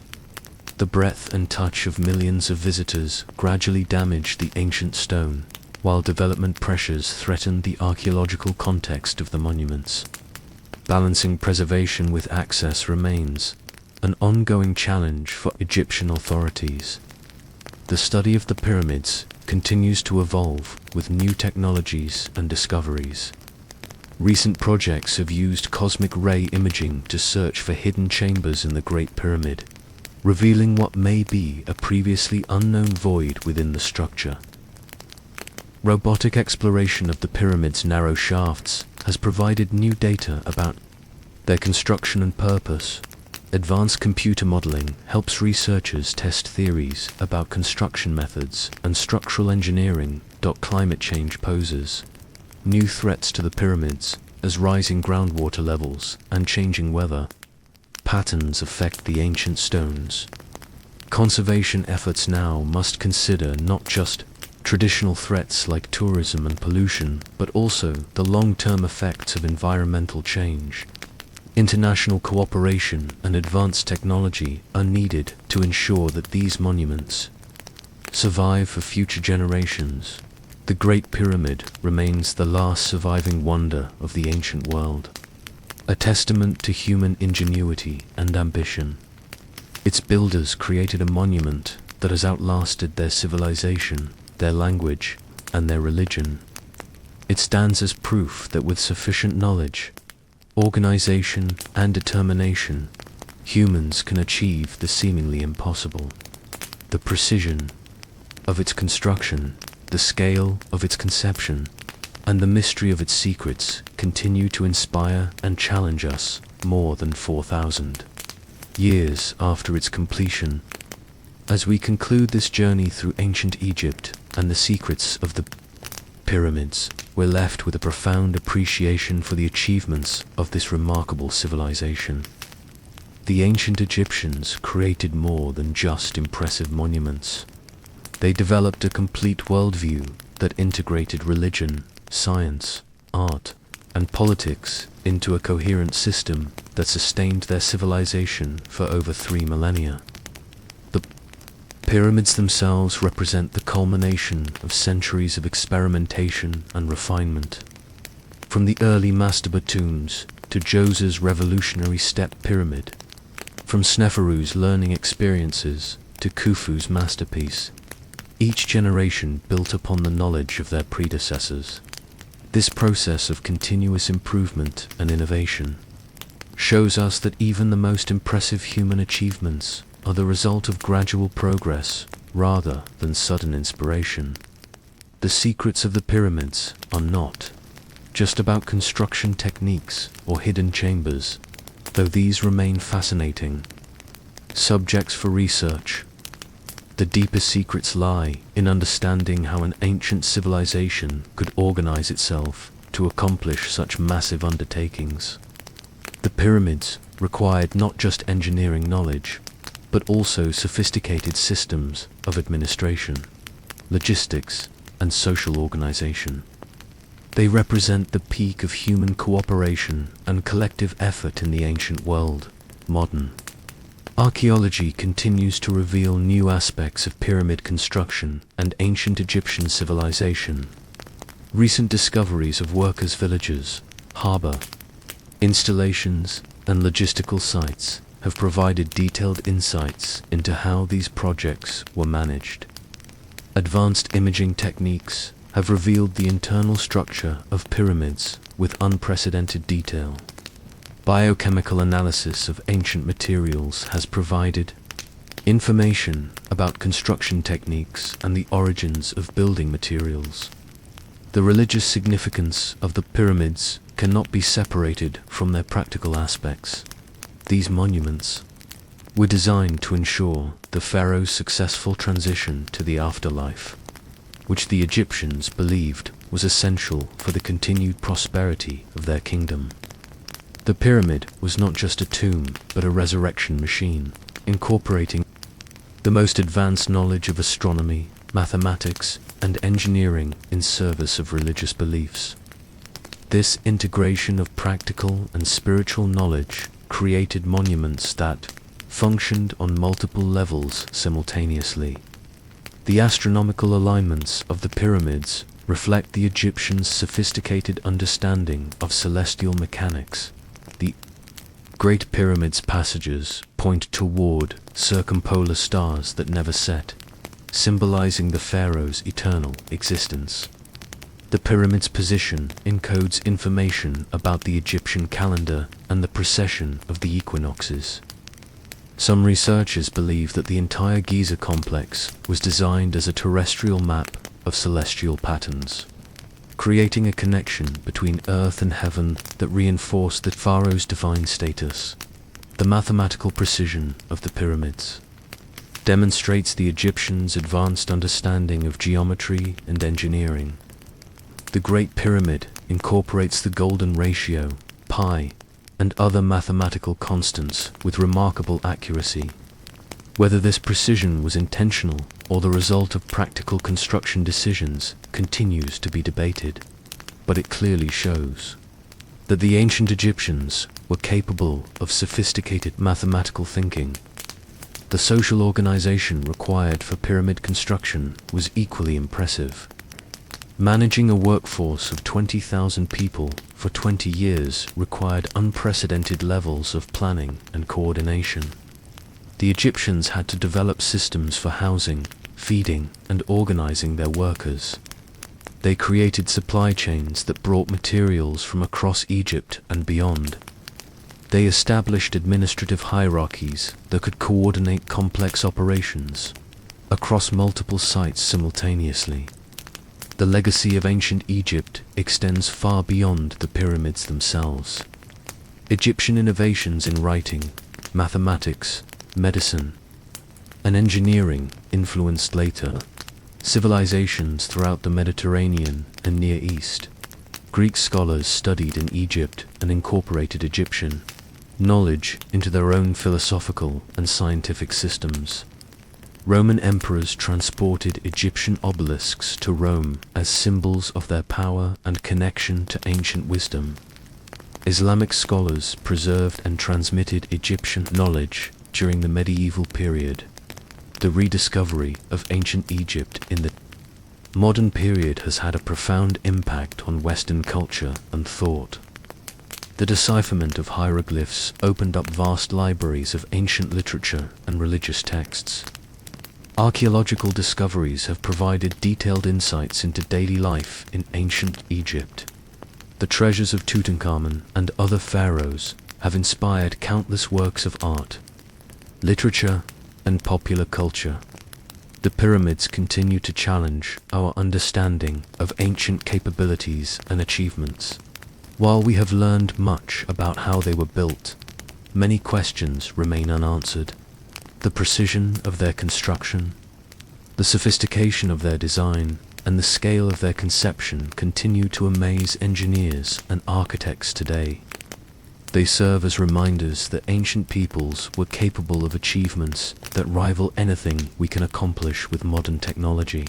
The conservation of the pyramids and other Egyptian monuments faces ongoing challenges from environmental factors, tourism pressures, and urban development. Rising groundwater levels threaten the foundations of ancient structures. Air pollution accelerates the deterioration of stone surfaces. The increasing numbers of visitors put stress on fragile monuments, while providing necessary income for conservation efforts. International cooperation and advanced technology are essential for preserving these irreplaceable cultural treasures. Recent technological advances have opened new possibilities for studying the pyramids without damaging them. Ground penetrating. Radar can detect hidden chambers and passages. Cosmic ray imaging can reveal the internal structure of pyramids. 3D scanning creates detailed digital records that can be used for research and virtual tourism. These non-invasive techniques allow researchers to study the pyramids in ways that were impossible for earlier generations of archaeologists. The ongoing search for hidden chambers in the Great Pyramid exemplifies the continuing mystery and fascination of these monuments. Recent discoveries of possible voids within the pyramid structure have generated worldwide interest and speculation. Whether these represent unknown chambers, construction features, or measurement errors remains to be determined. The possibility that major discoveries remain to be made in the world's most studied monument shows that the pyramids still hold secrets waiting to be revealed. The question of whether the ancient Egyptians possessed advanced technologies that were later lost continues to generate debate and research. Some researchers point to the precision of pyramid construction, the ability to move massive stone blocks, and the sophisticated understanding of mathematics and astronomy as evidence for advanced ancient knowledge. Others argue that these achievements can be explained through conventional ancient technologies applied with exceptional skill and organization. This debate reflects our ongoing fascination with the capabilities of ancient civilizations and our tendency to either underestimate or overestimate their achievements.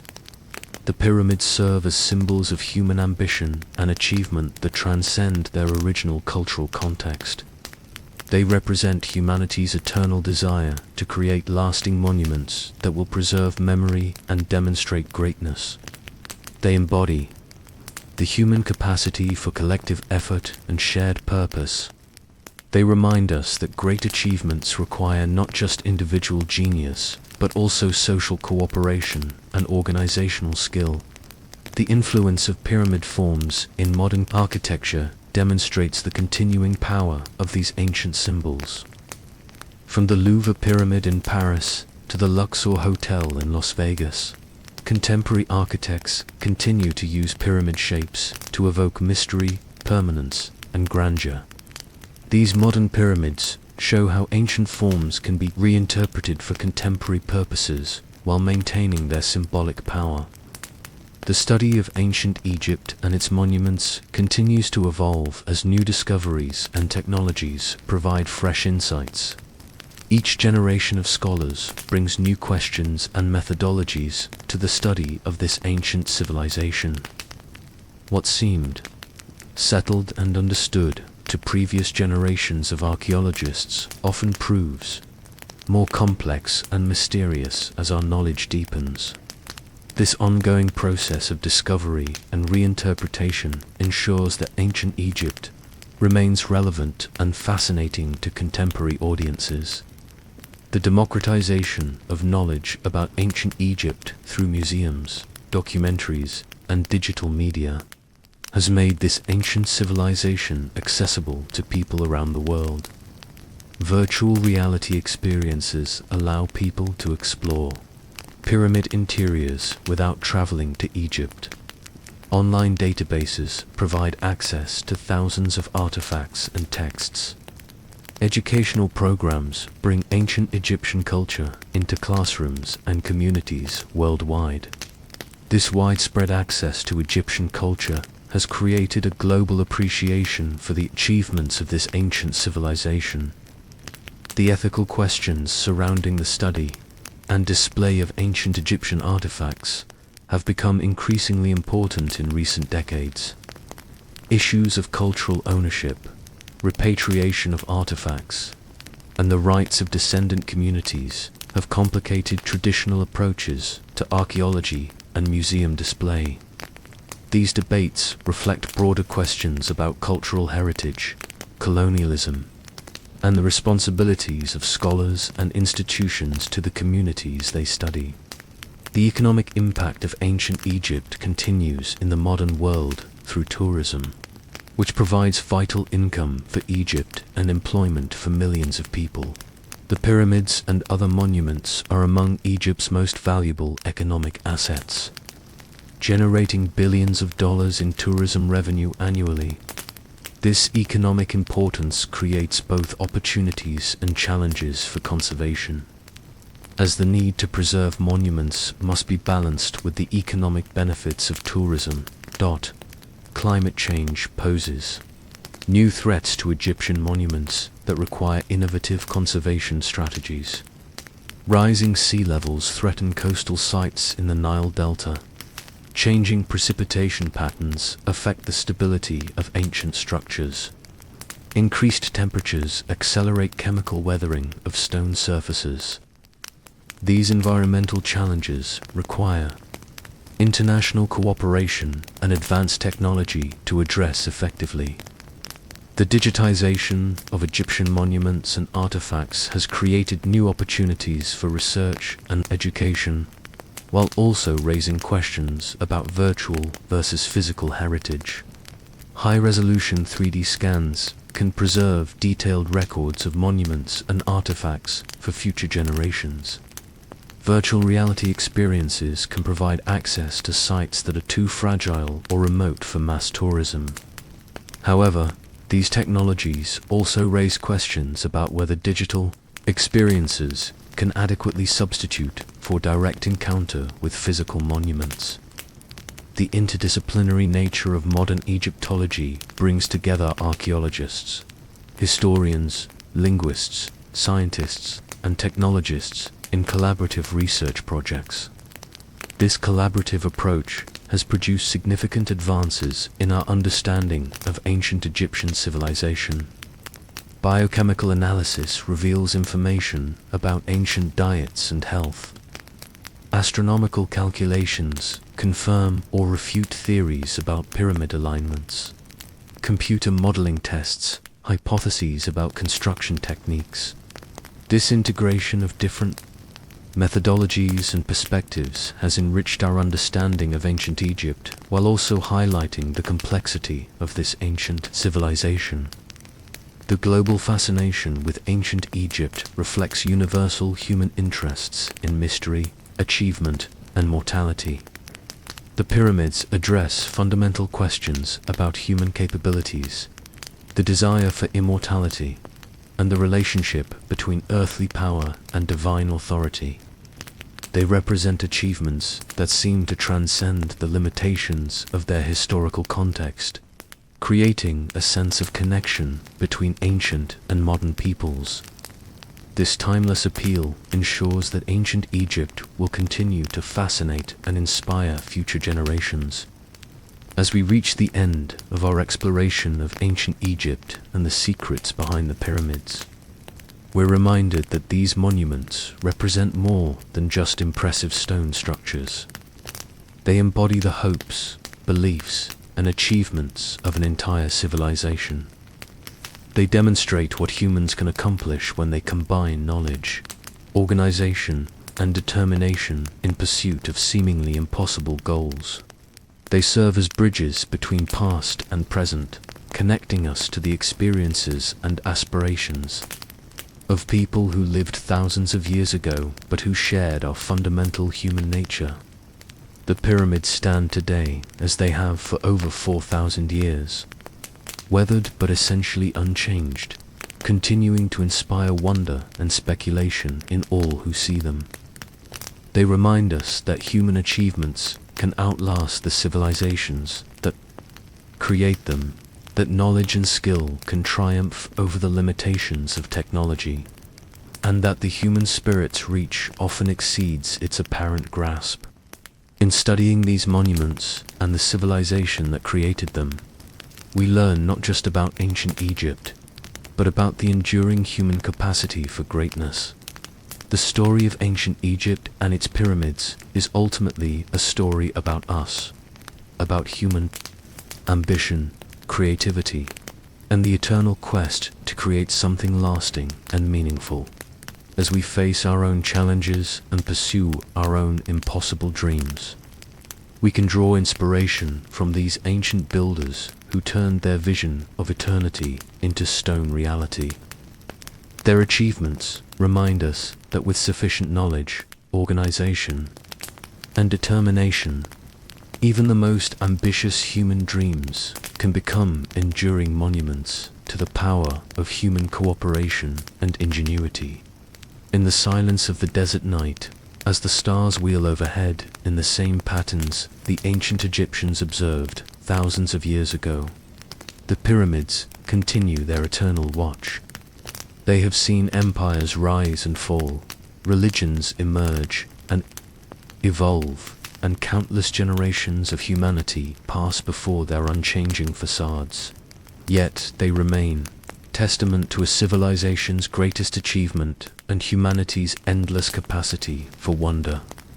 They stand as proof that some human creations can indeed achieve a form of immortality, surviving not just in stone but in the imagination, an inspiration they continue to provide to all who encounter them. The secrets of the pyramids may never be fully revealed, and perhaps that is as it should be. Some mysteries are more valuable for the questions they inspire than for any answers they might provide. The pyramids continue to challenge us, to make us wonder about the capabilities of our ancestors and the possibilities for our own achievements. They remind us that the greatest human accomplishments often arise from the marriage of practical skill and transcendent vision, of earthly knowledge and eternal aspiration. As long as humans exist to contemplate them, the pyramids will continue to serve their ultimate purpose, not just as tombs for long-dead pharaohs, but as monuments to the human spirit's refusal to accept the limitations of mortality, technology, or possibility. They stand as eternal reminders that we are capable of far more than we often dare to imagine, and that our greatest achievements arise when we combine ancient wisdom with innovative thinking, individual vision with collective effort, and practical skill with dreams of eternity. Good night.